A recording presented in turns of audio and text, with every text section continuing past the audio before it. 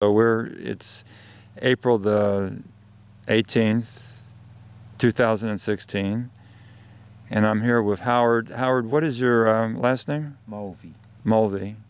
And Howard's going to tell us about a sighting. What year was your sighting, Howard? 1984.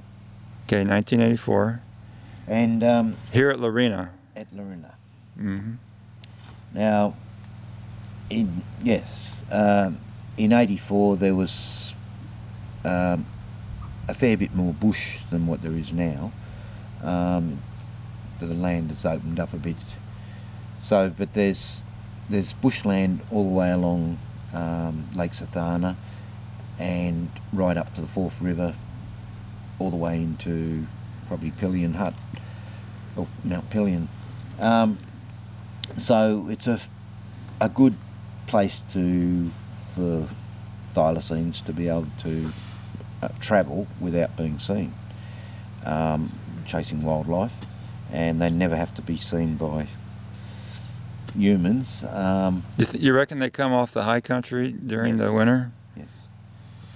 So this particular one that I swear I saw and believe strongly was on this property, and it was one Sunday, and I was going to get a rooster for Tucker, and I had my 22 with me, and I went over chasing this rooster, and I spotted in the on the far side of the land. This is right close to where we're at right now, isn't it? Yes. About how far? A couple hundred yards from here? Oh, yeah, 300 metres. Okay, from the store here, yeah. Yes. And, yeah, and I saw this dog, what I thought was a dog, and having livestock here on the farm, that wild dogs are not welcome. So I just warned it, shouted out to it. And how close were you to the animal? In line of sight, I would have been 75 metres, but because it was on the other side of the gully, yeah, it'd be 120 metres to walk. Oh yeah, at least. Yeah. But as the arrow flies or whatever, the bird Yes, flies, pretty close, 75 meters. Yes. Yeah. And what time of day was this? This was about 11 o'clock in the morning. It stopped and looked at me. I saw the snout look longer than an ordinary dog, and its tail was straight out the back, and it had faint stripes on its hind quarters. It's I thought a hound,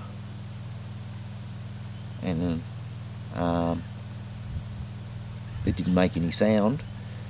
And I thought it was a bit strange. Just standing there, was it? Well, when I shouted out at it, it stopped. It was walking down the other side of the gully. I see. And just stopped and turned around and looked at me. Then it turned around and disappeared in through the cotton bushes, or tea tree sort of stuff. And I came back over to the house, and I had visitors here, and I just said, I've seen the strangest looking dog, and I think it could be a thylacine. So I phoned up Nick Mooney, I think his name is, who was sort of handling thylacine sightings, and he sent me out all the identification of paw prints, and gave me plaster to see if I could find any tracks, prints, yeah. Which I went to have a look, but I didn't find any. Yeah, but that was my sighting, and after that there were 3 other sightings further to the north here, another 500 metres along the road Oh, where it's cleared land. Close by. Yes. Now, was that the same month or was it different years? One was in the same year, and this one had 3 cubs. Really? This fellow, there's a house around there, he was living up there, and because it was a cleared block, that's the only place they come out, you could come out in the open, and then so there were sightings there on that block, and then there were sightings on the other side of up on the main road, in sort of like a pathway. They could. Let me just backtrack 1 second. Did you remember like what month or what season you saw yours? Was it in the winter time or? Nah. Can't quite remember. Can you remember was it the cold part of the year or the warm? For some reason I think around May. Mm-hmm. Yeah, sort of autumn before winter. Mm-hmm. And do you remember the other sighting was like the next year or with the cubs? No, I think that was the same year. The same year? Yeah. It could have been the same Fellow animal even. called Percy Hines. Percy Hines? Yeah, he... Is he still alive? No, I don't know. Hmm. He doesn't live here. Doesn't live.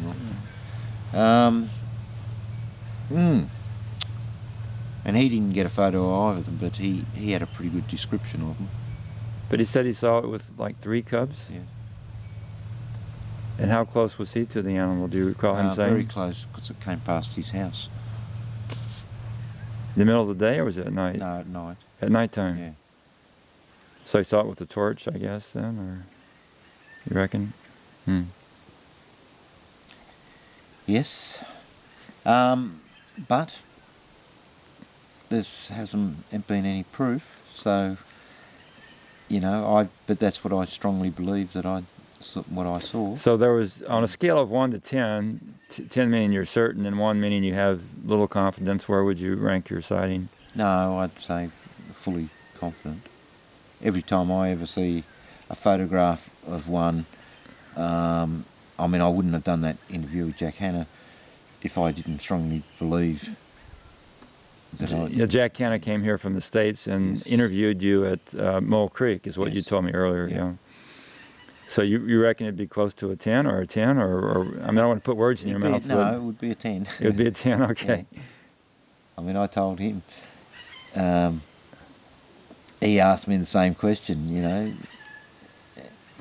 you're making this up, and I just told him, I wouldn't be here if I wasn't 100% confident as what I saw. But So that was, I don't have the proof. That was 1980. Oh no, that was only. I've got to.